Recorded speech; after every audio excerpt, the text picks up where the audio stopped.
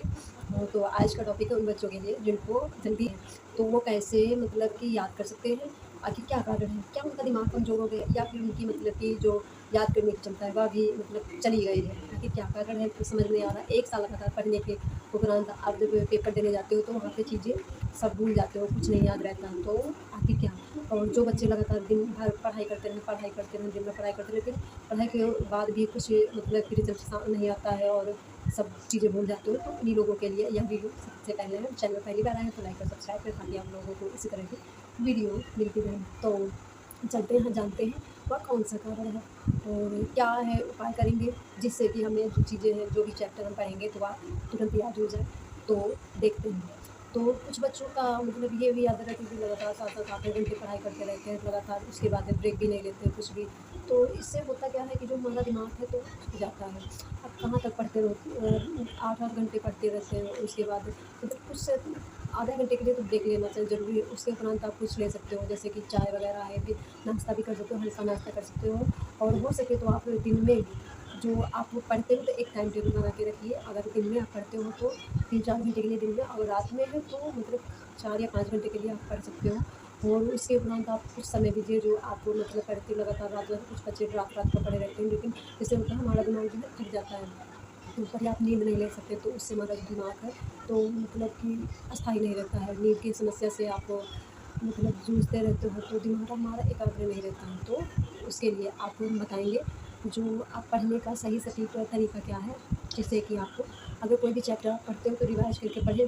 और लगातार आप अगर एक चैप्टर पढ़ रहे हो तो उसको आप नियम के अनुसार पढ़ें कि हमेशा हमें 5 पेज मतलब कि एक लेसन के 5 पेज तो याद करने हैं डेली। अगर 1200 की मोटी बुक है तो उसके मकान में तो लेसन के हिसाब से आप 4-4 पेज आप हमेशा रिवाइज़ करके पढ़ें। जो भी पढ़ें टॉपिक मन लगा के पढ़ें, एकाग्र होके पढ़ें। और फिर अब आपको कोई भी अगर है तो एक लिस्ट लिख लीजिए, एक मतलब टाइम टेबल लिख लीजिए कि हमको ये इतने घंटे के लिए पढ़ना है और ये सब्जेक्ट इतने घंटे के लिए। तो इस हिसाब से आपको एक मेनू बन जाएगा तो उसी से मतलब ये होगा कि कंसंट्रेट आपकी जो भी है तो वो मतलब बनी रहेगी। और फिर आपको चीज़ें कैसे पढ़नी है, किस तरह से पढ़नी है। अगर आपके यहाँ मतलब कि ध्वनि प्रदूषण जैसे टीवी वगैरह हो गया, शोर-शराबा हो, उससे दूर रखिए। एकाग्र स्टडी का रूम हो, तो उसपे आप फ़ोकस करिए। जो भी पढ़ाई का स्टडी रूम है, तो वो आपको हो सके तो जो आपका पढ़ाई का टेबल है, तो वो पूरब दिशा की होती है। ये होता है ना, जो बच्चों की कुछ बुद्धि मतलब कि थोड़ा कमज़ोर होती है, तो उनके लिए पूर्व दिशा की ओर मुख करके मतलब पढ़ना ज़्यादा आसान है, तो उनको जल्दी चीज़ें याद आती हैं। और फिर दूसरा है कि आप कोई भी टॉपिक पढ़ते हो तो ज़ोर-ज़ोर से पढ़ने की कोशिश करिए और ध्यान अपना बस फ़ोकस करिए बस लेसन की तरफ कि हमको बस ये चैप्टर पढ़ना है। और जब ज़ोर-ज़ोर के आप पढ़ते हो ना तो जो आपकी जो आवाज़ है वो आपके कानों से और फिर दिमाग तक जाती है, तो चीज़ें अच्छी तरह से बैठ जाती हैं और इससे मतलब जल्दी याद होता है। और दिन में 8 7 से 8 घंटे पानी पीजिए और 8 घंटे की पर्याप्त नींद लीजिए। और दूसरा फिर आपको जो हरी सब्जियाँ हैं, प्रोटीन युक्त अनाज है आपको खाना। और व्यायाम सबसे मस्ट इसमें है व्यायाम। आप मतलब सुबह उठकर योग करिए, अनुलोम-विलोम करिए। अनुलोम-विलोम से ये होता है कि जो हमें हमारी मानसिक जो दिमाग है इधर-उधर भटकता है वो एकाग्र रहेगा और चीज़ें जितनी भी हैं तो आपको याद करने में क्षमता लगेगी। नहीं तो आपको अगर समय नहीं मिलता 20 मिनट के लिए आप योग अभ्यास कर सकते हो। नियम नियम बना लीजिए कि आपको डेली करनी ही करनी है।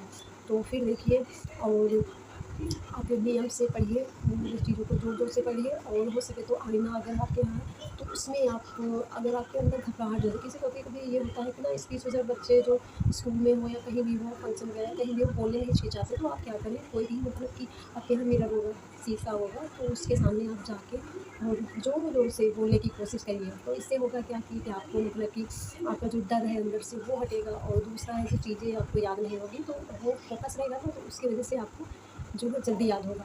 तो ये सब आप करिए और फिर देखिए कि आपका जो रिज़ल्ट है तो कैसे आता है। और अगर आपको यह जानकारी अच्छी लगे तो प्लीज़ हमारे चैनल को लाइक और सब्सक्राइब करें ताकि आप लोगों को सबसे पहले इसी तरह की वीडियो बनाते रहें। तब तक मिलते हैं अपनी नेक्स्ट वीडियो में।